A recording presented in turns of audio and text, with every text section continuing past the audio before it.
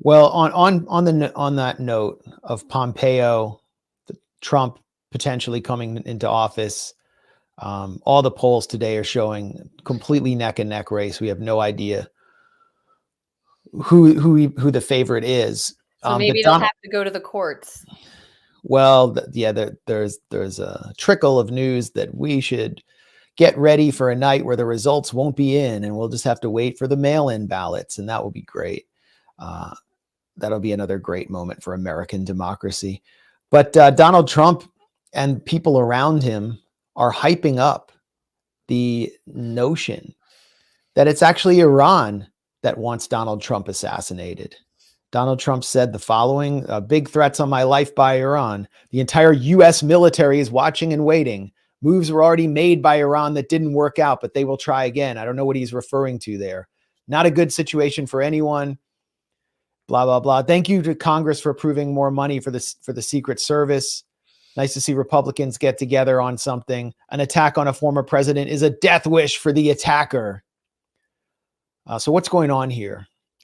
It looks sadly, when Trump was president, he did take the advice of Mike Pompeo and carry out the assassination of a leading Iranian general who was pretty much a spiritual and patriotic leader for the country, General Qasem Soleimani. So when you do something like that, you do open yourself up. But the Iranians, thankfully, are very restrained. They've been through a lot since then, and they've yet to respond to pretty much any of it, not only on our part, but on the Israeli side. And so I don't buy for a second that the Iranians are going to go and try to assassinate Donald Trump.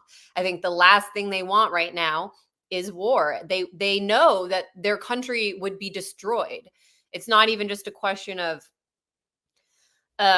regional war. It's a question of survival for them. And so why would they move ahead with this unless, I mean, it's crazy because the same intelligence directors that are telling us that the protests in the United States are Iranian funded are now telling us that the assassination attempts on Donald Trump are backed by Iran. The only people who benefit from that narrative and who believe that narrative are the Ben Shapiros of the world and people who would like us to go to war for Israel with Iran.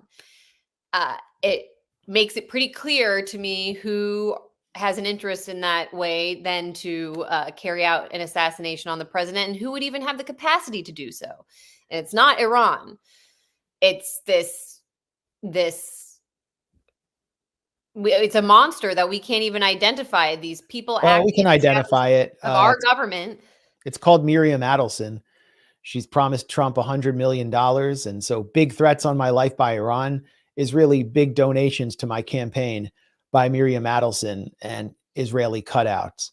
And this looks to be an ask, but it sets up a really disturbing scenario if you want to think conspiratorially. If Donald Trump were taken out somehow, and we've seen 2 attempts on him, and Iran was blamed, that would be great for Israel. So it incentivizes, I don't know, someone who is also, it could also incentivize someone who wants to see a war on Iran take out Donald Trump. Or who wants to take Donald Trump out, which clearly our state wants to do that. I mean, I don't know. Of course, it's all internal. All the threats are internal, and Donald Trump is externalizing the reality. And who just tried to kill him? Ryan Routh, who was a recruiter, not for the Iranian, IRGC, but for Ukraine's International Legion, who boasted about contacts with the Ukrainian SBU that was set up with the help of the CIA and FBI, who has 74 arrests, but did next to no jail time, 2 or 3 of which were for possession of quote unquote weapons of mass destruction, referring to assault rifles. And who somehow knew when Donald Trump was going to be playing golf at Mar-a-Lago, even though it wasn't on his public schedule and no one else knew he was going to be there. So it's just weird that now all of a sudden Donald Trump is pivoting to Iran from Ukraine. I don't even think he said anything about Ukraine. Some of the pro-Trump influencers like Jack Posobiec are pointing the finger straight at Ukraine, but it's just so weird that Donald Trump is pivoting away to this at a time when Israel is seeking to direct the U.S. to attack Iran on its behalf. It really makes you wonder what kind of pressure Trump is under behind the scenes. I mean, we know that there are threats not only on his life, but to send him to prison. They're trying to bankrupt him. It's multi-pronged, this effort to strangle Trump. It's clear again that he's not the candidate he was in 2016 as a result of all of this. But when he puts out a tweet like that, I just wonder, does he know better? Does he even know that he is pulling a political stunt? What if he truly believes this because the people around him are telling him Iran is trying to get you, sir?